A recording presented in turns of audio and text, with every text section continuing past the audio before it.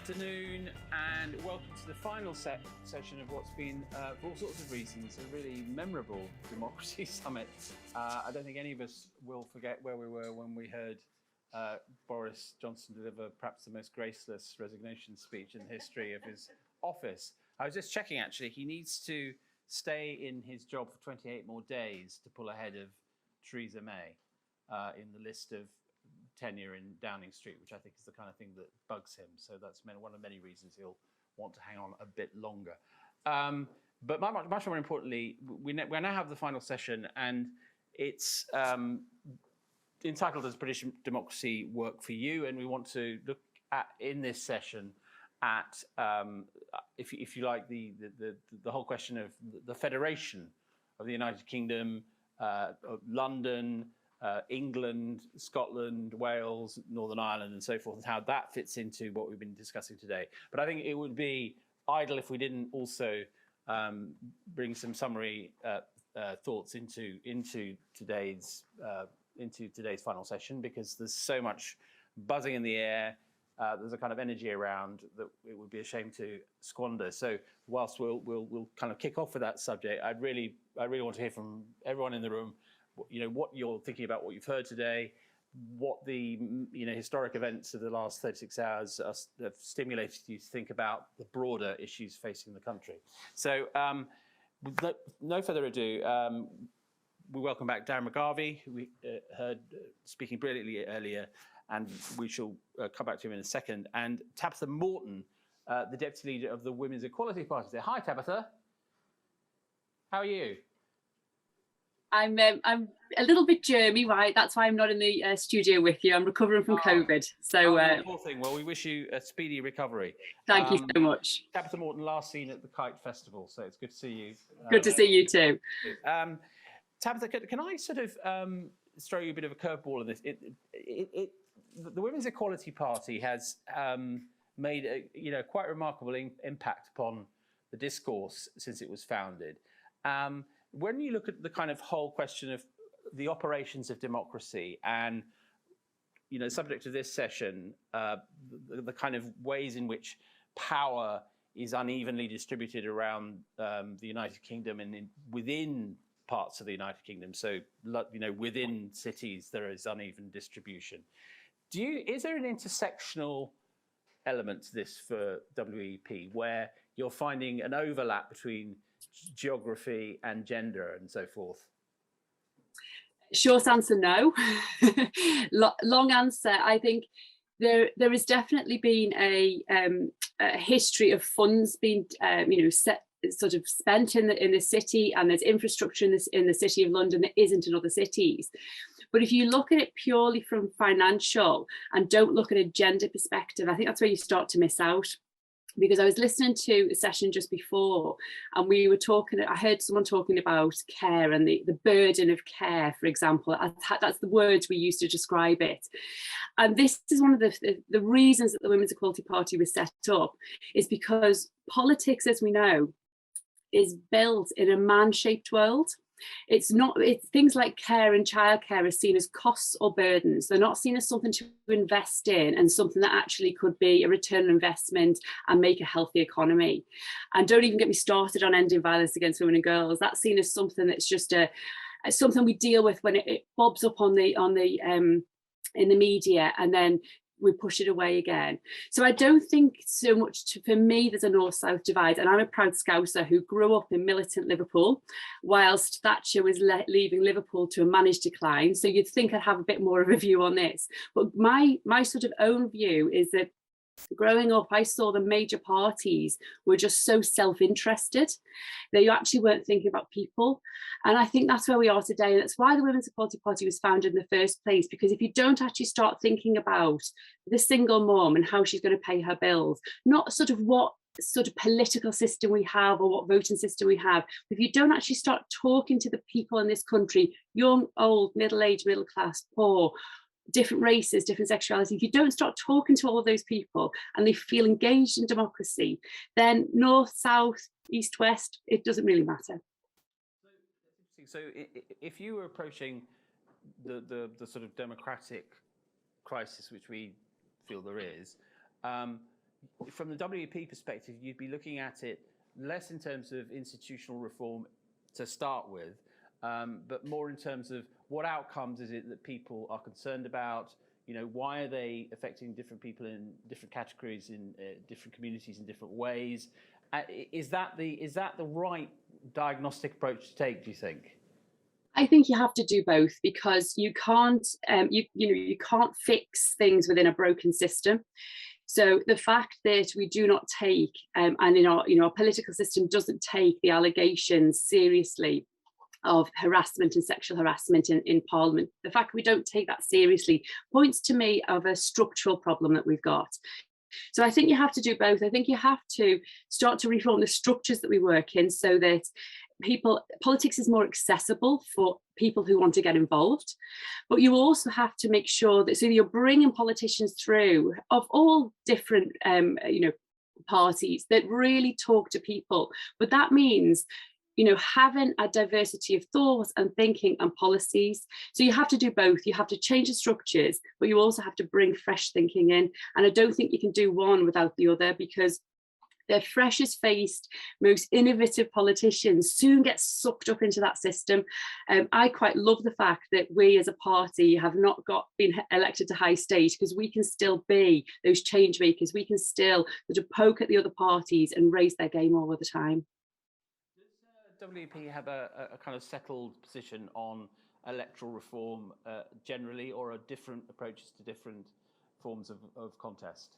Well, we look around where we see more diverse politics that works for the whole nation, and certainly first past the post is never the one that works there. So we're fans of proportional representation, whatever that may be, but we always say proportional representation or some sort of fairer, in inverted commas, voting system is only part of it. Because if you still end up with politicians making policies that are based around a very niche group of people, it's not going to work for everyone. So it's not just the voting system, though that's a big part of it, because if you look to a lot of the Scandinavian countries that have got different forms of voting systems, you get more women, you get more representation. Yes, you also hear from people from far right parties as well as far left, but there has to be a more consideration of working together, more of a coalition than you get in this sort of ping pong between two parties that we get in this country. Another thing that interests me about WP in this context is the attitude to other parties, because the inherited, conventional, unwritten constitution system of party management is that it's all a zero-sum game. Okay, one side wins, the other side loses. What James O'Brien calls the footballification of politics. But WP's slightly different to that, isn't it? If I'm correct. Yeah. So, for example, we if you look at our 2019 general election campaign, for example, our campaign was to do a cleansing job on Westminster. So we stood 5 women who were survivors of male violence against 5 MPs with outstanding allegations of harassment. And we actually managed to engage the other parties who were standing against them and said, we will actually stand down if you take on our policies. And between us, we managed to make sure that before a vote had even been counted, those 5 MPs are now former MPs, they stood down. So we look at different ways of doing politics and making that change. It's never going to work if only the Women's Equality Party take women's equality seriously. Every single party has to. This is not a single issue, niche subject. We need everyone to do that. So Mandu Reid, our leader, and I always joke about this. We want to retire and go home quite young. So we want to make sure that we raise the game of all of the other parties, that we make this a mainstream issue. This is 51% of the population that are not being thought of and not being brought into. So yeah, I think that's the difference between us, that it's not about voting for what you want to keep out, it's voting for what you want to get in. And I think that's been lost in our politics, to be able to go to the ballot box and say, I believe in this person I believe in this party, they speak to me. And they say, oh, not only that, they speak to those who may not share their views. And I think that's something that's really missing in our politics today, that it's either you're with me or you're against me. And as a politician, you have to bring people with you who aren't on your side and aren't with you as well.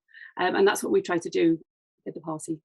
It's interesting, isn't it? Because the last sort of the final gasps of the Johnson government were marked really by controversy about sexual harassment, not just the Chris Pincher allegations, but you know, the long list of other Conservative MPs, named and unnamed, involved in cases. Were you struck by that? Because it was often thought that Partygate would do for him and various other things, its finances. But in the end, the straw that broke the camel's back was something rather different, wasn't it? Well, that's, to me, though the fact that those people have had to go through that horrendous experience is not something to be celebrated in any way. The fact that that might have been the moment that comes on the back of, you know, thousands dying from COVID, from so many other mistakes, and not just mistakes, but policies that have put people in danger during the past couple of years. The fact that that is the thing that's really tipped people over the edge, it fills me with hope that we've started to reach a turning point where these issues are going to become mainstream, and that we can start to do that structural work to say, actually, it doesn't matter how you're going to vote in Parliament as an MP, it matters about your behaviour. So, you know, we saw both Theresa May and Boris Johnson have turned a blind eye to people when they needed that support. That can no longer happen. And let's also remember, it's not just the Tory party who have these problems, it's across the whole political spectrum as well. So all political parties and all MPs need to be thinking about this, that this is not something that's going to be taken lightly anymore. No, that's very true. Darren, if I can turn to you, it's interesting, isn't it, that one of Johnson's final acts was to reject Nicola Sturgeon's request for a Section 30 order for a Scottish independence referendum, which somehow seems an apt epitaph, really. Where are we at, do you think, in that debate? And do you think his departure will ease the logjam, or are we headed for continued conflict? It's hard to say, because obviously it's no secret that a rotten Conservative government is a tremendous boon for the Scottish National Party. And sometimes, you know, SNP politicians will let that slip, even though a bad Conservative government at UK level is bad for a lot of people. I was a pro-independence campaigner 2013, 2014. I still believe in independence ultimately, just on the principle of proximity of government. And I don't understand why Scotland is uniquely incapable of managing its deficit or its currency or its defence in a way that other countries that have become independent seem to be able to do fine.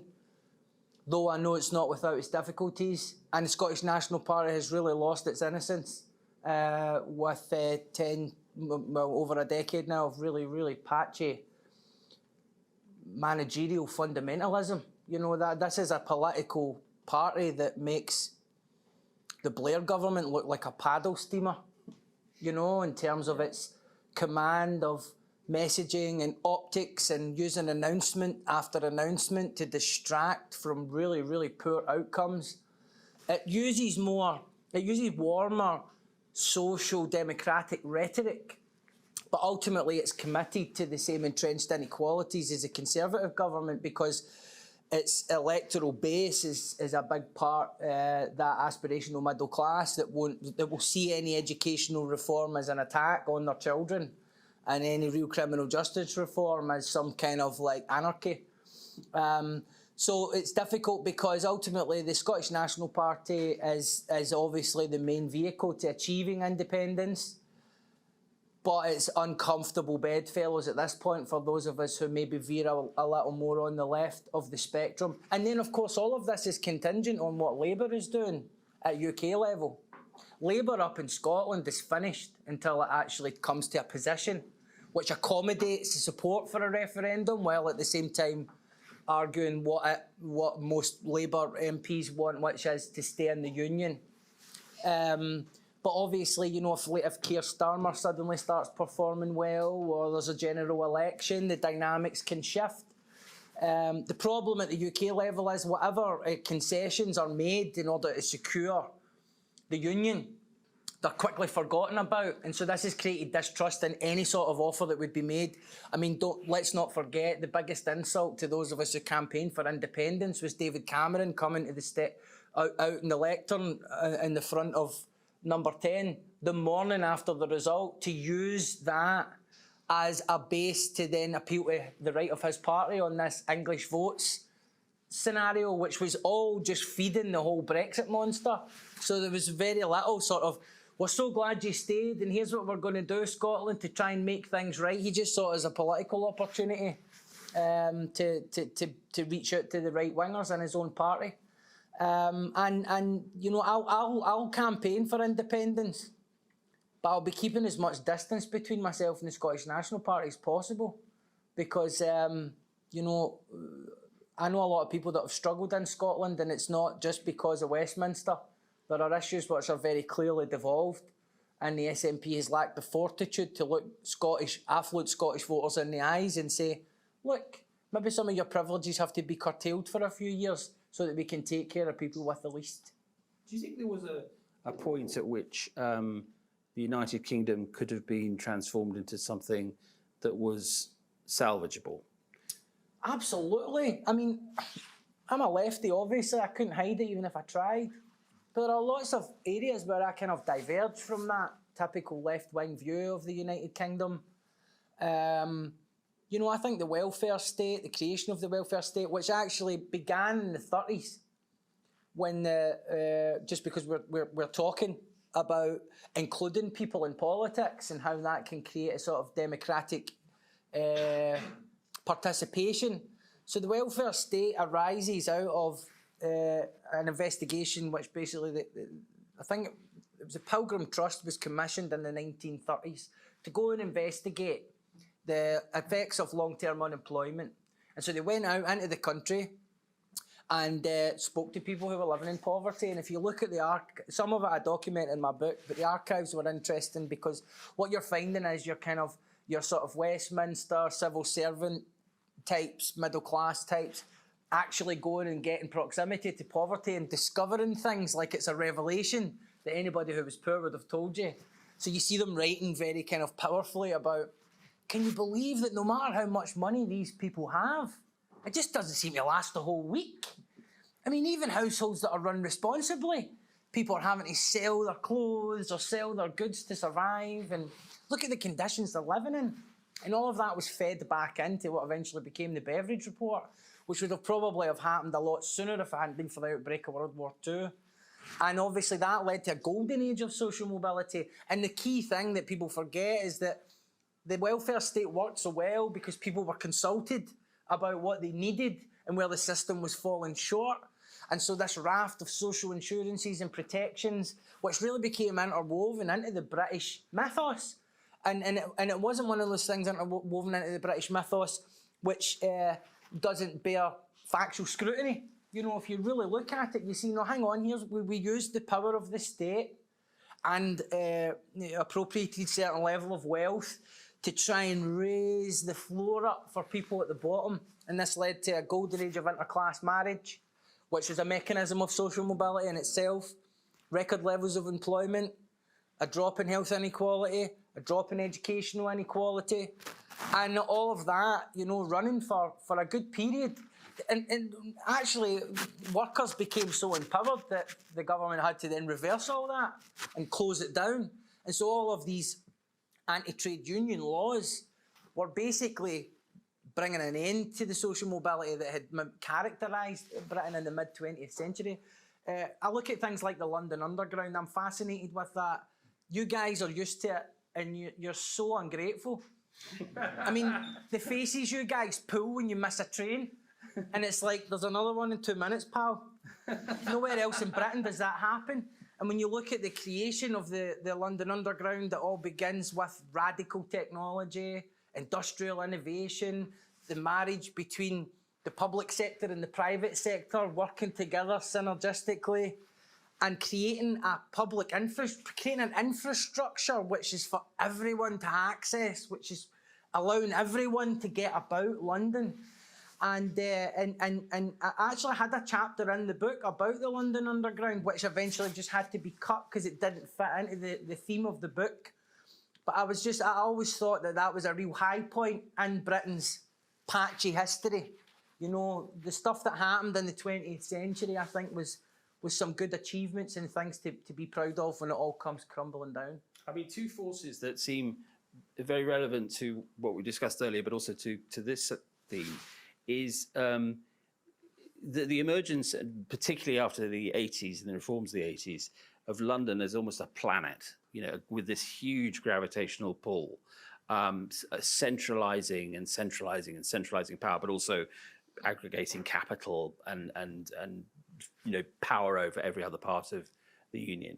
And then latterly, the emergence, I think, partly in response to devolution, but also to a sense of inequality with London, of a kind of English nationalism stroke Brexitism.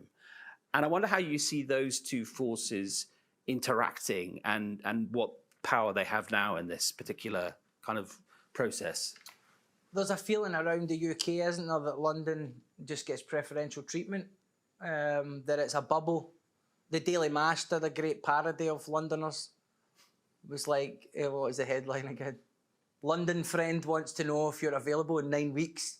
And I have a friend who lives in London, so I think that rings somewhat true. So when you're in London, you feel kind of painfully anonymous. Everyone's walking too fast. Everyone seems to be stressed out in their kind of capitalist hero journey, whatever it is that they're trying to do, you know. And in other parts of the country, just kind of grinding to a halt, you know, while people down here are moaning about having to wait 2 minutes for another train. And I think that does show you about the level of expectation that can be created when things are done smart and intelligently, and when things are just left to kind of wither. In terms of the lopsidedness that creates and the impact, I mean, if you go, there's a chapter in the book where I visit Margate in Kent, which obviously Kent's supposed to be the wealthiest area in the UK, but also has some of the harshest levels of poverty. And it was a real lightning rod, Margate, for the Brexit referendum. And so I just went there because I was really interested to sort of know, like, what is it? And I got there, and you just have to walk around the community for 15 minutes and you can understand that the people who live there are not receiving the correct information about why their community is run down. And so then you end up with this kind of faux immigration debate, which is about immigrants and the quality of a good immigrant versus a bad immigrant, when really the root of all immigration disquiet is poor governance, locally and nationally.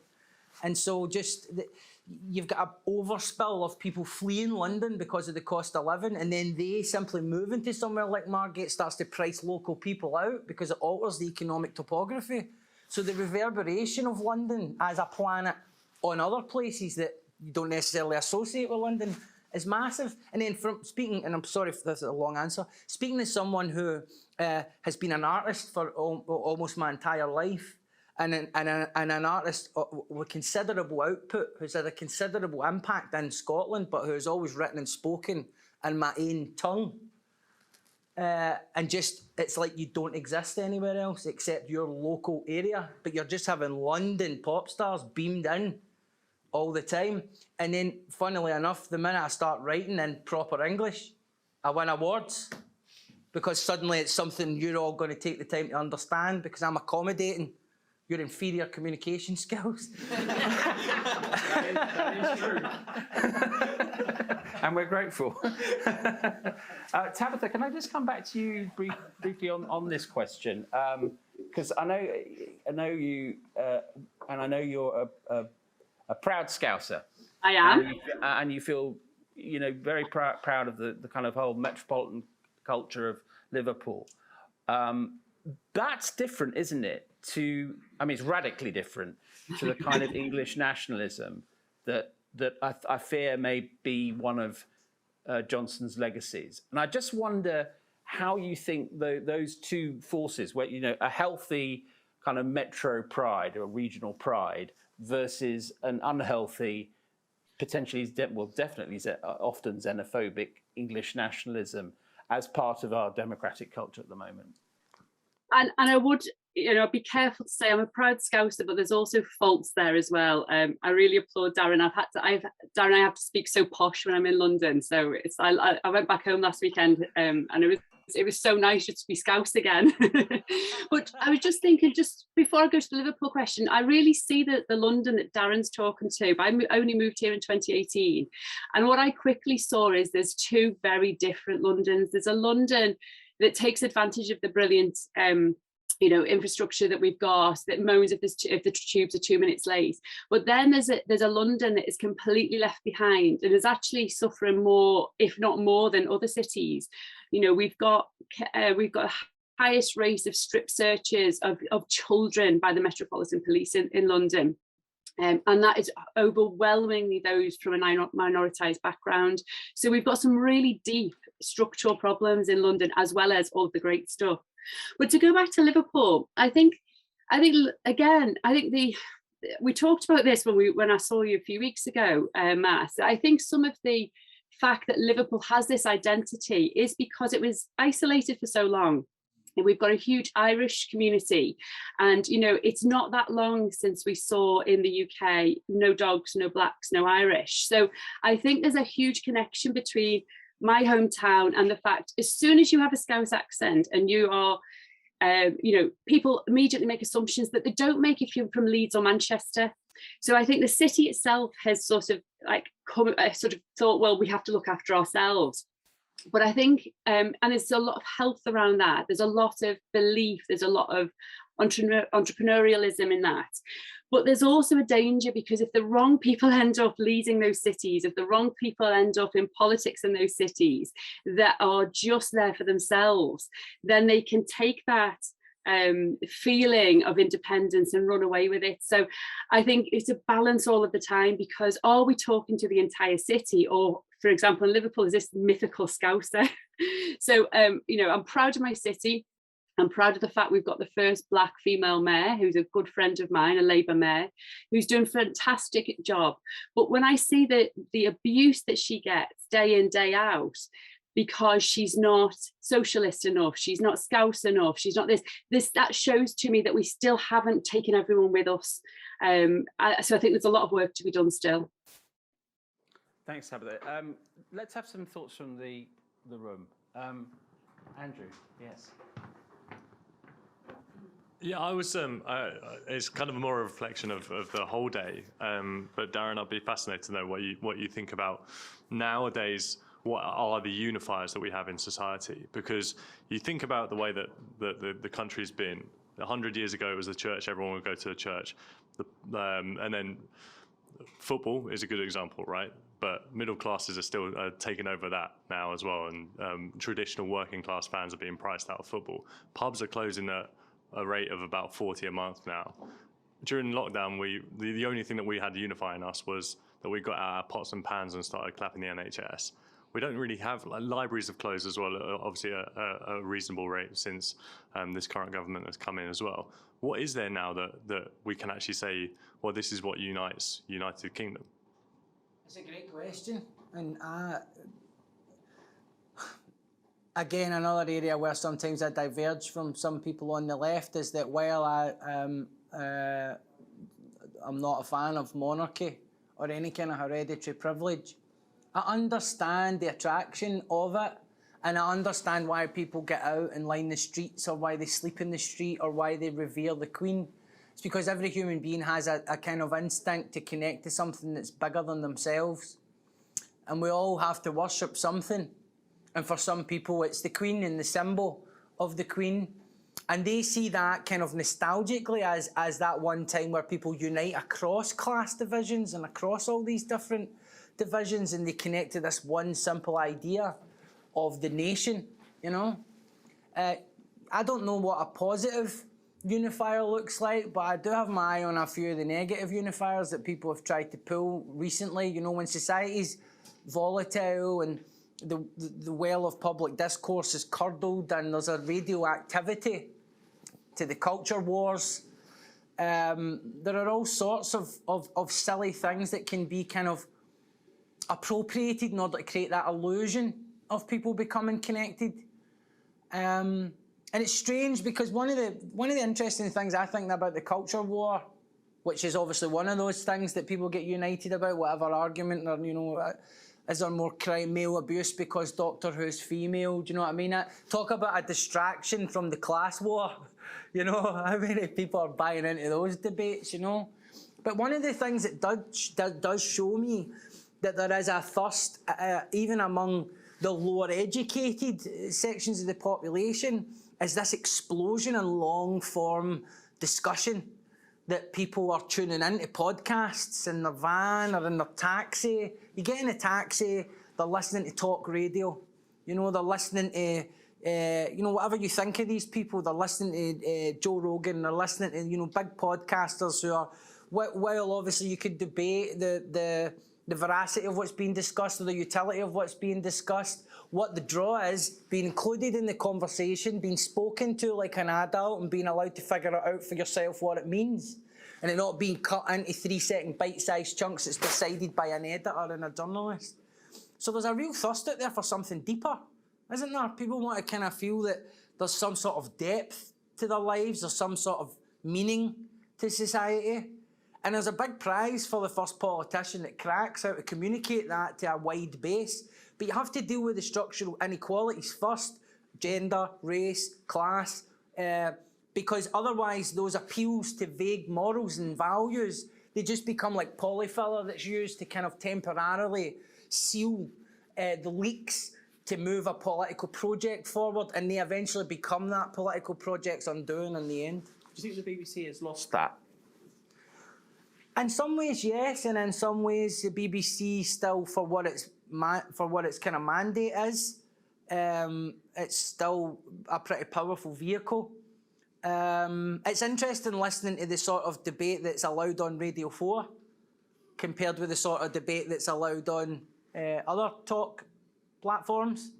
So there's a sophistication assumed of certain audiences, and therefore they get the full boona when it comes to the debate. Whereas, you know, your other, maybe more down market, talk radio style kind of things, it's all very tabloid. But for me, the BBC obviously has struggled, like a lot of institutions that were created for the 20th century, to manoeuvre in this new environment. And because it's publicly owned and publicly funded, while that is a principle that we must all protect, I believe, it also means it's slower to evolve, where, you know, private companies can just take decisions at board level. There doesn't need to be a massive consensus about anything. People just go, oh, this is going to make more money, do that. Whereas it's a bit more difficult. But generally, I think the media environment, we're in a kind of rocky place. And part of that, I think, is that there's too lax laws around media ownership, which I think needs to be looked at again, because we've confused this idea of freedom of the press with the freedom of a tiny minority of super multinational billionaires to just own anything that they want. That, to me, doesn't seem like freedom. That's totally separate issues, aren't they, really? You look like you were about to dispense wisdom tests. Really? Well, Yeah. I wouldn't get your hopes then. I just had a couple of thoughts that were kind of milling around my mind from the day. One, and it comes back down to a bit more of the sort of the institutions and making them work. And a phrase that sort of was going around my head was, we've got to make government a place of work, not a place of privilege. Because what that means is you apply the expectations and the measurement of effectiveness and outcomes in the same way that you would in any other organisation. You know, we manage to get through the day most days without a drink. We're having a bar on site, don't we, Matt? I mean, most days. You know, let's make this an actual place of work that people, and I agree that you know, to have this point that the representation is really poor in every way, and I think we've got to start looking at the selection process. I think we should look at centralised funding for parties. We've got an incredible concentration of power in a very small group of people within a party system to select candidates. You know, along with electoral reform, let's look at a reform of the funding of parties to actually engender more smaller more interesting, more dynamic, more change-making organisations to be able to come to the table. Those are just a couple of thoughts. Thank you, Tiff. Yes, gentlemen. Just hold on for the microphone. Tell us who you are again. I just wanted to talk very briefly about direct democracy, which I think came up in the very first It did, yes. session, and I sense the feeling in the room is we thought the referendum in 2016 went the wrong way, and probably the very holding of a referendum was in itself a mistake. And then I find myself sort of thinking about Scotland, and I have personally some sympathy with Scottish independence, particularly in the light of Brexit, because I think the Scottish people didn't vote for Brexit Britain. But I'm not convinced that a referendum is the right way to go about things. And I just wondered if either of you had any thoughts about that. What do you think, Darren? I mean, do you think that Sturgeon would be entitled to take the next election if the SNP win a majority in Scotland as a referendum, given the centrality of it? If a majority of MSPs that are elected are pro-independence, obviously. It's just, for me, there's a part of me that, I get this with a lot of things. I hate talking about class. I wish society was okay so I didn't have to talk about it anymore. Like, I'm not the kind of person that's... but I'm not the kind of person that's like, I hope things stay bad so I still have a voice in this. There's a lot of people like that out there, right? Independence to me just seems like the logical conclusion, after, at least 40 years of just chronic mismanagement of Scotland's resources. I suppose I'm talking about the means of getting there rather than the end, in a way. I'm talking about... How do you get there without a referendum? Well, that's a question, but I'm sort of asking whether referendums are democratic, really. Oh, right, okay. Well, if it's a referendum that produces a result like Brexit, it's almost meaningless, isn't it? In terms of you get a decision, but it's always going to be disputed, and it's all in the level of division that's underscoring the next phase is intolerable. But I personally, I don't see how you take the temperature in a democracy without asking the question. But I'm open-minded. I always stay open-minded, and as a yes campaigner, I have time for a lot of the arguments from the unionists, particularly the ones that emphasise social solidarity across borders and things like that. I think when somebody like Mick Lynch comes out and is talking very powerfully about the concept of a union, that's something that the nationalists need to consider more deeply, rather than a lot of the Scottish nationalists operate off this idea of England as Tories and Etonians. But actually, a lot of the problems we have in Scotland, a lot of people in England have, which is we don't get the government we vote for, which is one of the byproducts of a first-past-the-post system. A lot of people in England don't get that either. But no, I couldn't answer that question, sorry. What you just mentioned about your sense that people are yearning for deeper understanding, and one of the ways they're trying to explore getting to that place is through long-form podcasts and things, is super interesting to me, first and foremost, because we were talking a bit earlier about digital participation, and people are going to digital platforms to engage with politics. Like, that's the reality. But what doesn't seem to be happening is any reciprocation or capturing of their intent or their ideas when they do that. And like, on a really kind of rudimentary level, like, once someone's listening to a podcast, should our government or some of our institutions not be interested in like asking them some questions and capturing their intent? Because even if you start with the idea that, like, I think most people here would say we should be able to vote in a way that doesn't involve physically going somewhere or sending something physically, we should be able to vote digitally. I've always been kind of confused by the fact that we can't, vote all the time on micro issues, give constant feedback to our government about things that, are the sort of individual atomized bits of much bigger issues. And when we were talking about, like, does anyone feel like they can interact with the government enough, almost everybody said no. And I don't know, like, what's your view on how deeply we should be able to, essentially give our intent to government through digital platforms? Is that happening enough? I think I'll throw this over to my liver puddling comrade. Because I'm hogging the floor a wee bit. If they're still there. Or have you Yeah, gone? I know I'm still here. Thank you so much. I'm nodding vigorously along to all of this. And do you know what? You'd never run a business like this, would you? You'd never ask a customer or a client once every 4 years what they thought of your product. Because as a customer or a client, they tell you constantly, they walk away from your business, they switch off from your program, whatever the thing is.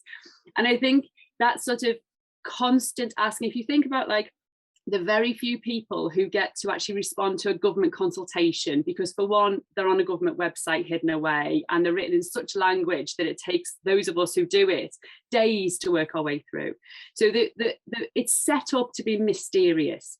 So I think absolutely there needs to be a series of, once a government's elected, there needs to be a series of ways, locally and nationally, that people can digitally, in person, however that we get the most amount of people involved, that we hear from them.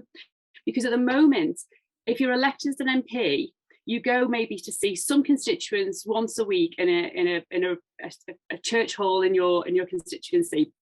They're the ones who can be bothered to come and see you. They're self-selecting. We are not hearing the masses of people in this country, and we're not understanding what drives them. So there's the real dissociation between them. So, the fact we talked about referendums before. We saw the referendum on abortion in Ireland went the way I wanted it to go, but more importantly, didn't divide the country into a terrible place, because they'd done a citizens' assembly ahead of the referendum. They started to feel the temperature, started to feel and understand what people's hopes and fears were around this subject, and then started to shape questions and how the legislation would look to be able to respond to that. That's proper interactive government. And that's the way we've got to find a way of doing this. But this once every 4 or 5 years, or every 2 or 3 years, depending on how often the elections are called, that doesn't work, because we're just voting for what we don't want, and in between we're ignored. What do you think is, like, what's the inertia in doing what you've just described, having that system put in place? Is it the fact that, like, the incumbents basically, they know they won't like what they start to hear? I think it is, because I think it is, because if you just think of this from a business perspective, if you ask your clients and your customers what they think of your product, they're going to tell you all of the bad stuff as well as the good stuff. So I think it is about this a very old colonial patriarchal sort of view of power that we have in this country. I've been elected, so I now should be able to speak on your behalf, and I don't need to listen to you again. I think that's sort of, and that's sort of prevalent throughout all parties. There's this feeling of like, we know better, that's why we've been elected. Can I just link it back to what Darren said earlier about poverty?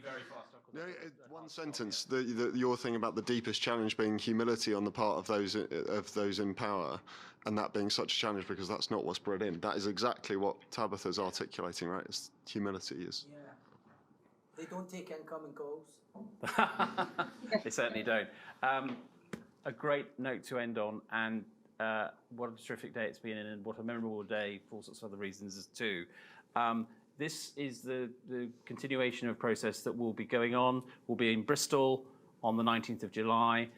Keep the ideas coming in. You can email myself, matt@tortoisemedia.com, with any thoughts you have on this. Please keep the ideas rolling. This is an interactive process, and we're really just still finding our feet in terms of framing the nature of the debate, but we want to get it right. I've got pages of notes I'm going to think on now this afternoon. Please join me in thanking our excellent speakers, Darren and Tabitha, and enjoy the rest of your day. Thanks very much.